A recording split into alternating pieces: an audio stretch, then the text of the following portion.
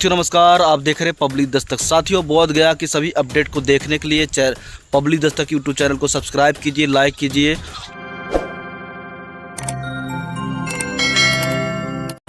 हम लोग बाबा साहब डॉक्टर अम्बेडकर को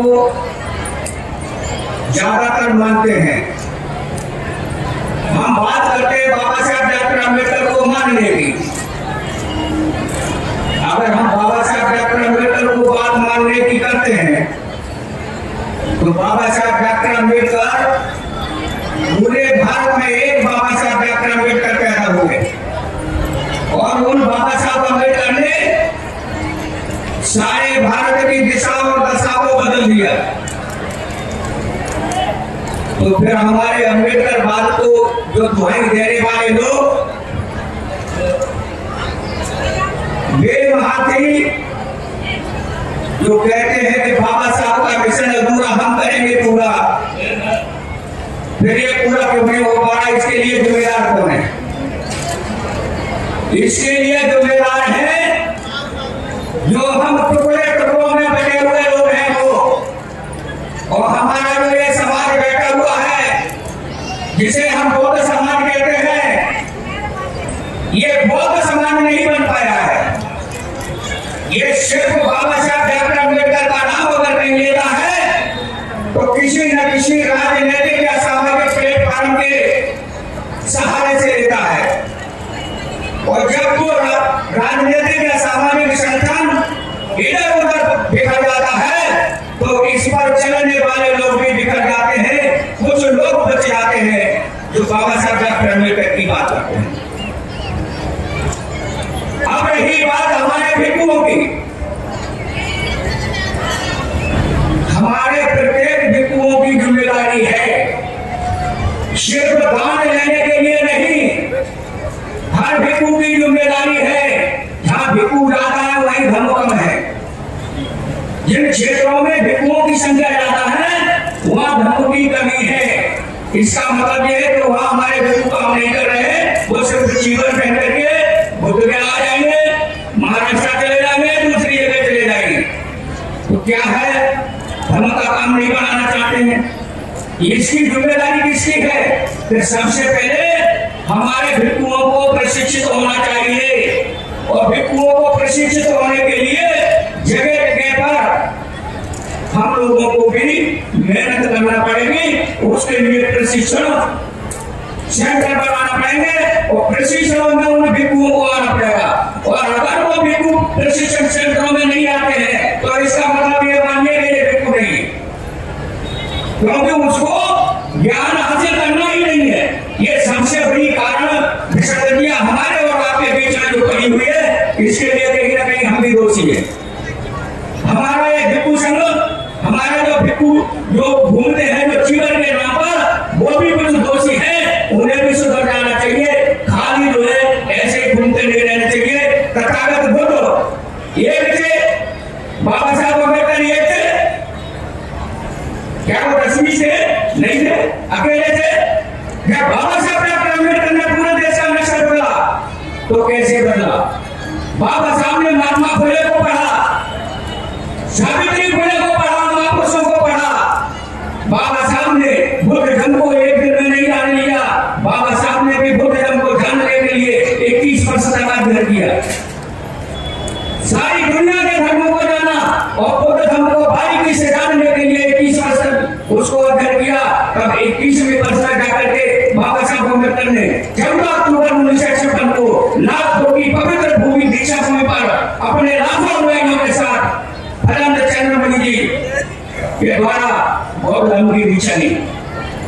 आज हम क्या नहीं कर पा रहे हैं? कारण क्या है? आज कुछ लोग जो दीक्षा के नाम की दुहाई देते हैं वो पूरे ही बुद्ध नायक बौद्धिस्ट नहीं बने हैं, वो दीक्षा कैसे करवा रहे हैं? अपना राजनीतिक लाभ लेने के लिए किसी भी राजनीतिक संगठन में अनुसूचित जाति प्रकोष्ठ के अध्यक्ष बन जाते हैं। वो कहते हैं कि हमने 10,000 की दीक्षा करवा दी, 50,000 की दीक्षा करवा दी। कैसे मान सकते हो कि आप दीक्षा हो रही है?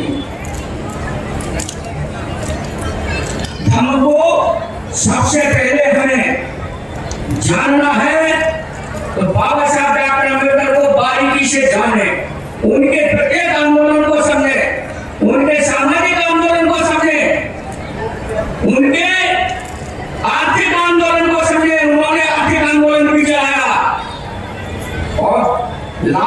जाकर के राजनीतिक आंदोलन के बाद में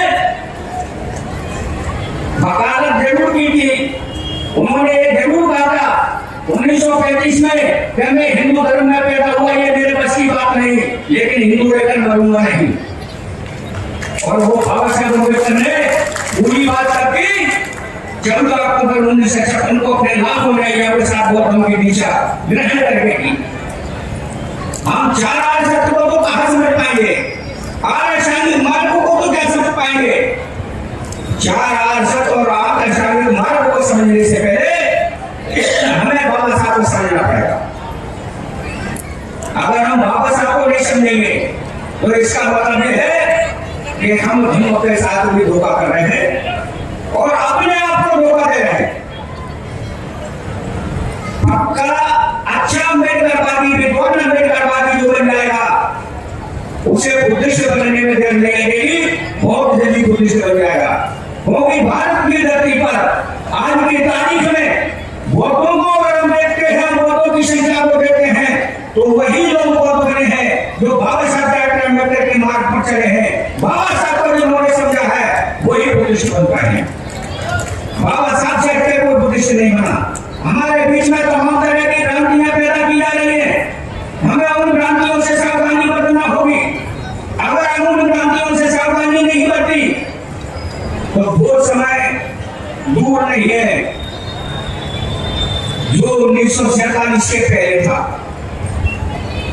हमें समझना पड़ेगा जिन लोगों ने कसम खाई है कि बुद्ध में भारत बनाएंगे, बाबा साहब के इस संकल्प को पूरा करने की कसम खाते हैं, ये उनकी जिम्मेदारी कम है, ये आप सबकी जिम्मेदारी ज्यादा है।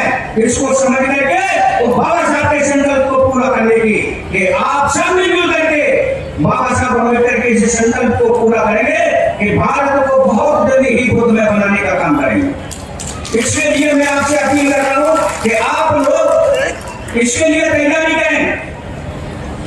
हम लोगों ने सोच लिया है, हम ज्यादा बड़ी संख्या में नहीं, धीरे धीरे ही, क्रम से सही